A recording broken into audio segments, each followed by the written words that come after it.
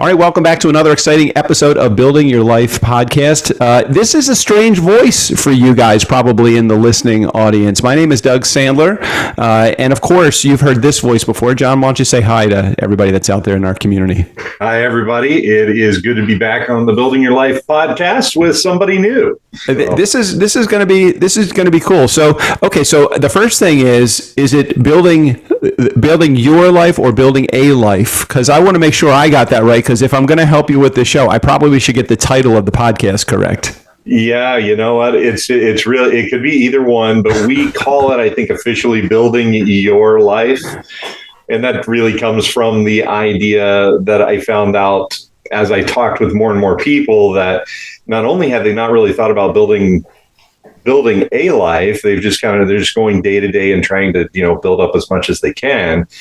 But they also, instead of building their life, they were building the life that somebody else had defined for them, their mother, their brother, their sister, their uncle, whatever. So I do like to emphasize it's your life, live it your way, and decide what that is. All right. Speaking of which, doing it your way, we made some changes over here at the Building Your Life podcast. And one of the changes wasn't because there was anything wrong with what was going on. Michael DeLon had been co-hosting this podcast with you for how many, was it years or months? I know it's a whole bunch of episodes. Yeah, I think almost three, I think right around 3 years. So you may say to those in the listening community that we did nothing wrong, but we're going to punish you anyway because we're going to bring Doug onto the show.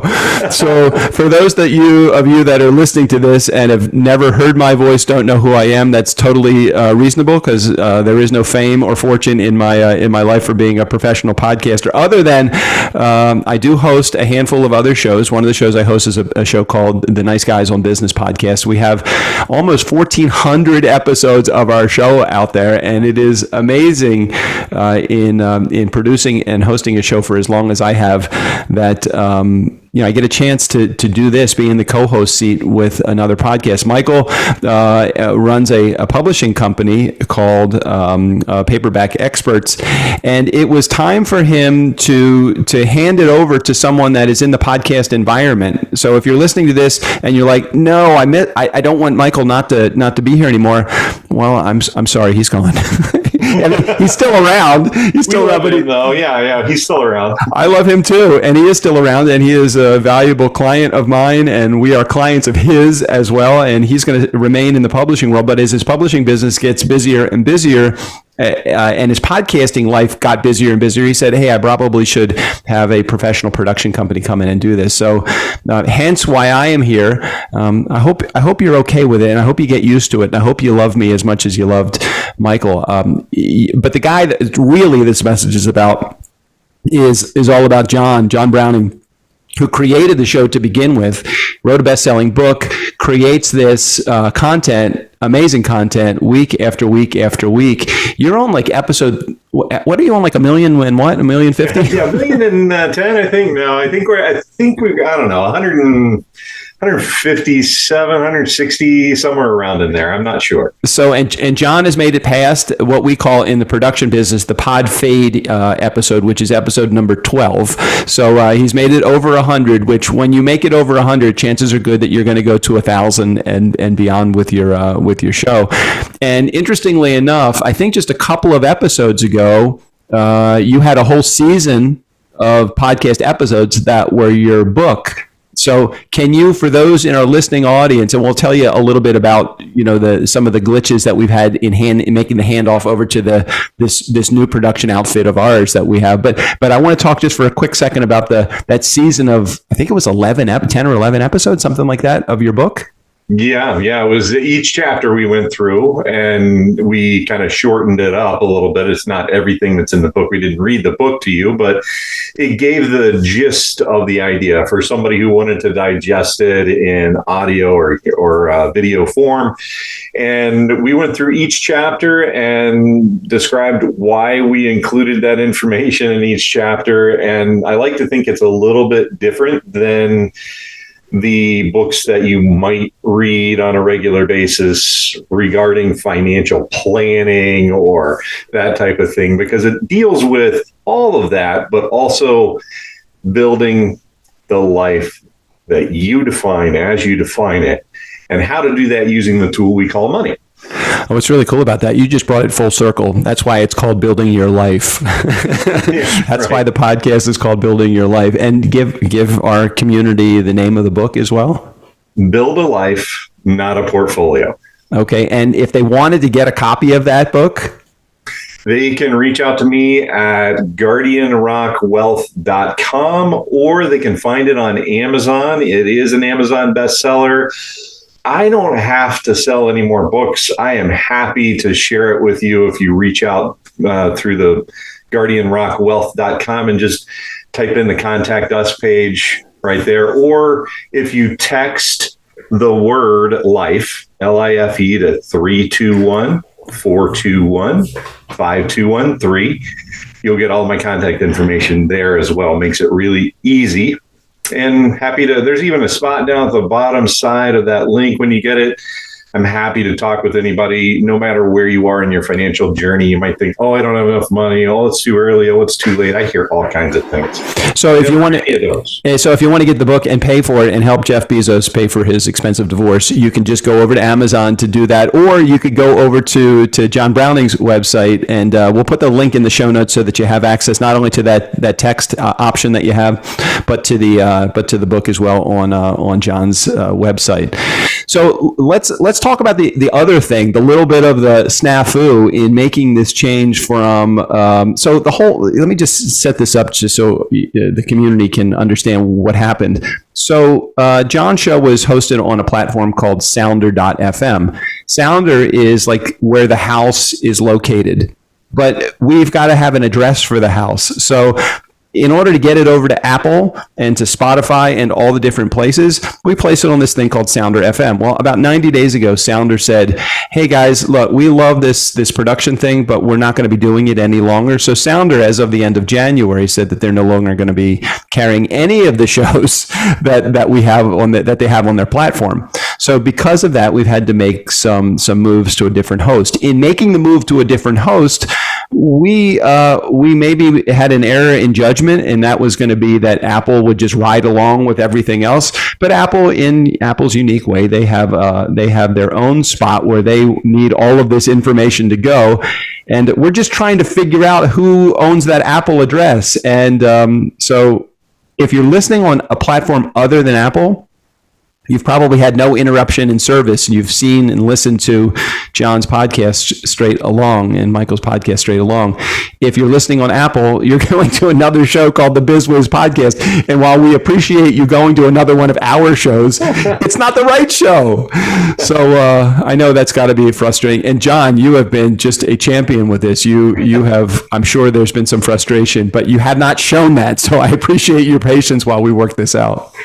Yeah, these things happen. I know they do in everything. So, all right, we'll get it figured out. So we will definitely figure it out. My partner Strickland just sent me a text message saying he will check back in with Apple. He is not sure why they are not redirecting it to this new hosting site called Podetize. So we were on Sounder, we're now on Podetize, and that's where the snafu is. So if you're listening on Apple and you're a friend of John's, then you know how to find John's podcast. If you have no idea, never talked to John, never talked to me, never heard of any Sounder or Podetize or anything, you're now listening to the BizWiz podcast and you're not even hearing this. So we'll figure out how to get you back over to this. Oh my gosh, so interesting. And as a guy that produces podcasts for a living and literally produced thousands of episodes over the course of a 30 or 60 day period of time, this has never happened in all of the time that we've done this. In the 10,000 plus episodes that we've produced, you are very special. I knew you were special to begin with. So John, you sent me a bunch of subjects, things that you wanted to talk about in this episode, and then as you sent me a lot of this information on things like innovation and technology, and I had no clue as to what some of these topics were. And so I started doing a little bit of research about it. And can you even talk to me about, in the community that's listening, talk to me about what the subject of innovation, which is what we're going to talk about in the next few episodes, Talk to me about the subject of innovation and as it relates to maybe your business as, as an advisor or a planner or somebody that's out there, because I wouldn't even think that they are connected, but maybe you see and can draw a very close line between those two things. Oh, I think so. I think innovation and investing has been a theme of mine since the early days of portfolio management at Morgan Stanley. We brought to market some of the very first innovation themed products and managed those portfolios there at Morgan Stanley. And then as I moved around Wall Street, we had more of them. Almost everywhere I went, we had the innovation theme. And innovation isn't necessarily, people like to think about it as, it's Tesla, it's flying cars, it's SpaceX or whatever, right? Right. But innovation is really everywhere. It's in my business. It's in your business, right? Totally. When did podcasts become a thing, right? Oh, yeah. 100%. It hasn't been that long. Yep. So in my business, the idea that you can make a trade in a particular security at any time for free, that's fairly recent. Things like that. There's all sorts of things that, while we might not notice them because they happen and then they kind of go away, those are innovations. All right. So do we want to talk about, because there's really two angles that we can go. We could talk about innovation as an industry, what your industry has done from an innovation perspective to make it easier, a better customer experience. We could talk about that, or we could talk about innovation in investing. What companies do we, not companies specifically, but what type of companies do we want to look at when it comes to innovation? Like, do we want to look at the tech sector? Do we want to look at the financial sector? Do we want to look at something else? Or do we want to talk about how it has improved and changed the customer experience for your customers, let's say? Yes. All of those, all of those. Okay. All right. So this is what we're going to do. So it sounds like we're going to break it into a few episodes. Is that right? I think that's a great idea. Yeah. Okay. So we'll break it into a few episodes, and maybe today, is there a specific direction that you want to go in today as we spend a few minutes kind of introducing what we're going to talk about in the upcoming episodes? Yeah, I think so. I think, the one thing that I want to make sure everyone knows and understands, and because I've been surprised to find that a lot of people still don't know this, is if you're paying like a fee or a charge to simply trade, to buy or to sell a mutual fund, an exchange traded fund, or any other type of security, you probably should not be. And again, this is not investment advice or anything that, but you're probably paying too much if you're paying anything, because those type of things are free now. So that's one innovation. I just want to make sure and get that out there like as much as I can. All right, repeat that so that it becomes one of those things that's ingrained in those that are listening in their brains, because I think that kind of barks at the traditional sense when it comes to, okay, well, how do I pay fees, or what fees are to be paid? So say it one more time. Yeah, the idea of paying for a transaction is no longer a thing. It should not be a thing. Paying fees for the expertise of a financial advisor, a financial planner, those type of things, yes, but you should not be paying extra for transactions and things like that. Okay, one of the quotes that comes to mind as we talk about innovation is this Victor Hugo quote: "There is only one thing stronger than all the armies in the world, and that is an idea whose time has come." And I would have to think that what you had just said about fees, it's an idea whose time has come. People have been feed to death. I mean, you just walk into any bank and you keep a balance of less than $1,000 and you're going to get hit with a $10 fee or a $15 fee. I've even seen $30 fees if your balance is under X amount of dollars. To get fees in the banking world is kind of normal and customary, as it was in probably placing transactions in the financial world as well. So you're saying, no, you don't need to do that anymore. What if somebody has an advisor or a broker or somebody that is charging these fees, and how do they even know that they're paying fees? I wouldn't know if I was paying a fee or not. Yeah, I think some of them, frankly, are still unfortunately hidden. They're tough to find. If you're paying a fee for transactions, they have to put that on your statement. So if you pay attention to those statements, watch that. If you're paying excessive fees, now there are fees that are absolutely worth it and you should pay because you need the service.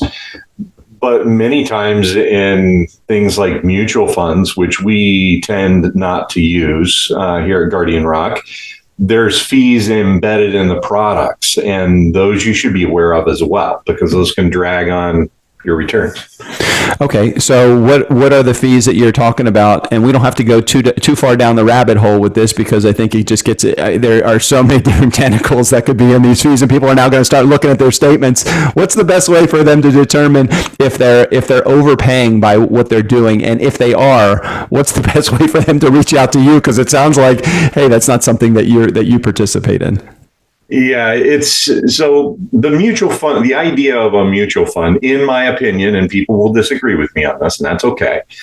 The idea of mutual funds is really outdated in and of itself. And I used to manage mutual funds, so I was the portfolio manager, so I know exactly what goes on and how they make money. And one of those ways is charging a management fee, and those can be absolutely worth it. Mm-hmm. But many times you will find that you can get the same thing at a much lower cost, and the same expertise at a much lower cost. And oftentimes, really, you can get the same thing with an exchange traded fund, which is kind of the innovation that came from mutual funds. Mutual funds being the outdated, I'll call it the Model T. They still exist because a lot of people own them, and because in the old 401k, that's the easiest thing to fit into the regulatory environment. That is the only reason, in my opinion, that a mutual fund really exists. Hey, let me ask you this, just from a dummy's perspective, as a guy that's never been, I've had a financial advisor in my world, but I have never been on the advising side. Of course not. I have no capacity to do that. I'm a podcast producer. Like, what replaced them? Like, what's the new thing? Exchange traded funds. So you can do, exchange traded funds went through their own metamorphosis and evolution. But at this point, it used to be that you could only have an index be an exchange traded fund. So you take the index, you create an exchange traded fund. The exchange traded fund can be traded at any moment on the exchange at any point in time during the day. It's very efficient, very usual. Typically, they're much lower cost. But then it became that you could do actively managed exchange traded fund, which is basically the idea of a mutual fund. Right. I was going to say, isn't it the same thing? Only at a, generally speaking, lower cost. Interesting. And much more efficient, because with a mutual fund, you can only trade it at the end of the day. With an exchange traded fund, if something crazy is going on during the day, Russia invades Ukraine during the day and you want to get out because you're scared, you don't know what's going on, you can do it. With a mutual fund, you got to wait till the end of the day. All right. So as an old timer such as myself, even though I only feel like I'm 29 years old, 58 years old is the actual real-time thing label on my back, is I didn't know any of what you're just saying. But I do recall early on, whenever I would have to make a trade in or out of the mutual fund, it wasn't taken care of until the next trading day or at the end of the trading day today. I had no idea. And I'm sure there are many people that are in your listening audience, unless they're already a client of yours, that are in the same mindset, the same brain space that I'm in, that I didn't even realize that. Is this something that, when somebody is new in working with you, do you take a look at what they have? And if there's mutual funds in there, do you maybe make some suggestions? Do you keep people in this? Yeah, you do. He's shaking his head yes. So it's like, and that's one of the things that I tell people when we start, after we've discussed their entire situation, and if they happen to have a lot of mutual funds, which is that's typical. It's it's the easy thing to do if you're a financial advisor. Put them in 5 mutual funds and right, call them a couple times a year. It's just easy, right? Yep. And, a lot of my colleagues do it that way. I'm not bashing them at all. It's just that we like to provide something a little different and what we believe is a little bit better. So I warn them, I said, listen, we're probably going to take these and we are probably going to sell your mutual funds on day one. That's like a big shakeup. I've only been in them 35 years. There's no reason for me to get worried about this. And I know that there are people that are listening to this saying right now, oh my God, I had no idea. And don't think that John is doing it because he needs to shake it up a little bit. I think he's looking at, go back to the topic of this podcast, and then we're going to wrap here because I know we got more topics to talk about for next several episodes, is that things are they don't always need to remain the same in order for them to get better. The only way sometimes to make a positive change is to make the change. You got to do it, and don't get stuck in that rut of I'm going to continue doing it because it's always been done that way. Because that's where my brain is. I'm like, well, I'm assuming I probably still have the same 30 mutual funds that I had, when I started investing in 1990. Yeah, and you think about it. Are you still driving your 1985 Oldsmobile station wagon? Well, that might be a more challenging. I have a 65 Mustang and a 67 F-250 pickup truck, but I bought them recently because I like the classics. But I understand your point. I don't drive that car. I always maintain the car. I think it's more like, hey, if you're driving the 85 Oldsmobile, Olds Cutlass, have you put oil in it since then? And do you make some significant changes to suspension because you've been driving the car for a long time? In that case, yeah, there you go. It's time to make a change. And if you make the change, I would think that a good thing. I mean, you're listening to this show, so I think that you probably feel like John might be a good guy to make the change with. If they want to do that, again, give them a little bit more. Plug your business. I mean, I love when you plug your business because you're just helping more people along the way. So what's the best way to get to you, John? Yeah, the best way to get to me is by just going to guardianrockwealth.com and clicking on the contact us button, send me a note. The other easy way, if it's tough to type that in, text. So get on your phone, type in on your texting 321-421-5213, then text the word life, and you are going to get a link with all kinds of free information as well as a way to schedule some time with me, 15, 20 minutes, just to see if I can help. And that's the best way. All right. Next episode, I think we should talk about Chat GPT. I've heard all about artificial intelligence, 5G technology, nanotechnology, just some of the terms that we're going to talk about in the upcoming episode. Good to see you again, John. All right. We'll see you next time.